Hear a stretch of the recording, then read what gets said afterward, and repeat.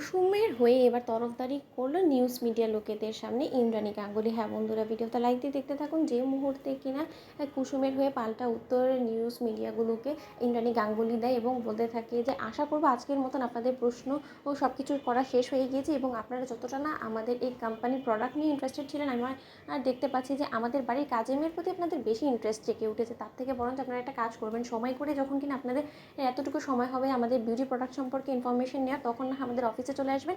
এখন আপাতত আপনারা আসুন। ঠিক সেই মুহূর্তে যখন প্রেসে মিডিয়া লোকেদের সামনে দেবলীনা বলতে থাকে যে আন্টি তুমি কী করছো, সামান্য 2 টাকার এই ড্রাইভারের মেয়ের জন্য তুমি প্রেসের লোকেদেরকে এরকম অপমান অসম্মান করে বার করে দিচ্ছ। তুমি এর প্রভাব বুঝতে পারছো আমাদের কোম্পানিতে কতটা পড়বে? এরা যদি বাইরে গিয়ে কোনো রকম কোনো খারাপ ইনফরমেশন দেয় তখন কি হবে বলো তো? ঠিক সেই মুহূর্তে ইন্দ্রাণী গাঙ্গুলি বলতে থাকে যে একদম চুপ।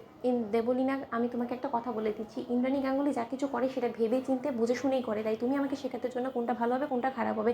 আজকে শুধুমাত্র সকলের সামনে আমার মান সম্মান রক্ষা পেয়েছে এই কুসুমের জন্য, যাকে কিনা সকলে মিলে অপদস্থ করতে উঠে পড়ে লেগেছিল।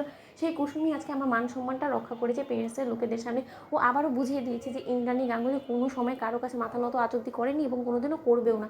এবং এই ইন্দ্রাণী গাঙ্গুলি যতদিন বেঁচে আছে ততদিন আমার ব্র্যান্ড অ্যাম্বাসেডারের দিকে কেউ আঙুল তোলার অবধি সাহস যদি করে তাহলে তার আঙুল আমি ভেঙে ঘুরিয়ে দেবই, আমি বলে রাখলাম। ঠিক সেই মুহূর্তে যখন দেবলীনা বলতে থাকে যে আন্টি তুমি সাধারণ এই ড্রাইভারের মেয়ের জন্য এত কিছু করছো, অথচ তুমি তোমার কোম্পানির কথা একবারও ভাবে না, আমাদের কোম্পানির কতটা লস হবে সেটা তুমি একবার ভেবে দেখবে না? আমাদের এরকম বড় বড় ওভারসিজ ক্লায়েন্টসরা আমাদের দিকে তাকিয়ে আছে। ঠিক সেই মুহূর্তে যখন ইন্দ্রাণী গাঙ্গুলি স্বয়ং নিজে ওভারসিজ ক্লায়েন্টসদের কাছে গিয়ে বলতে থাকে যে আম সরি টু ইন্টারাপ্ট, কিন্তু তার সত্ত্বেও আমি আজকে যা কিছু করেছি সেটা আসলে আমি আমার ব্র্যান্ড অ্যাম্বাসেডারের পক্ষ নিয়ে বলতে বাধ্য হয়েছি, কারণ সে যা কিছু বলেছে সেটা 100% সত্য এবং আমি কোনোদিনও আমার কোম্পানির ক্ষেত্রে কিন্তু নিয়মে কোনো রকম কোনো অবহেলা করিনি, এই যাত্রাতেও করিনি। আশা করবো আপনারা অন্তত বুঝতে পেরেছেন। ঠিক সেই মুহূর্তে ফরেন ক্লায়েন্টসরা যখন ইমপ্রেস হয়ে ইন্দ্রাণীর গাঙ্গুলির জন্য হাততালি দিতে থাকে এবং বলতে থাকে যে সত্যি আমরা ইমপ্রেস, যে ব্র্যান্ড অ্যাম্বাসেডর কিনা এখন থেকে নিজের কোম্পানির ওনারের প্রতি এতটা শ্রদ্ধাশীল, সে যে আগামী দিনে কতটা ভালো কাজ করতে পারবে সেটা আমাদের কাছে আরেকবার সুস্পষ্ট। এবং কুসুম, আমরা সত্যি তোমার প্রতি প্রাউড যে তুমি আমাদের সঙ্গে এই ডিলে কাজ করবে, কারণ তোমার যে কতটা যোগ্যতা এবং দক্ষতা আছে সেটা আছে সুস্পষ্ট হয়ে গিয়েছে আমাদের সামনে।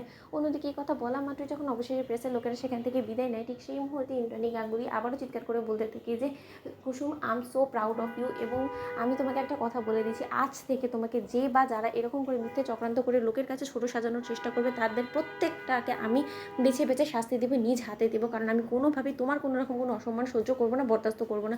অন্যদিকে রাজশেখর হাততালি দিয়ে বলতে থাকে যে সত্যি ইন্দ্রাণী, আমি এরকমই কিছু একটা তোমার কাছ থেকে এক্সপেক্ট করছিলাম, কারণ আমি খুব ভালো করেই জানি যে আজকে কুসুমের সঙ্গে যা কিছু হয়েছে সেটা একদমই অপ্রত্যাশিত ছিল, কারণ ও কোনোভাবেই নিজে থেকে আমাদের অপমান হোক বা অসম্মান হোক সেটাও করবে না, তার জন্য ওকে কেউ হয়তো বা চক্রান্ত করে ফাঁসিয়েছে। তো বন্ধুরা লাইক কমেন্ট শেয়ার করে সাবস্ক্রাইব করতে ভুলো না।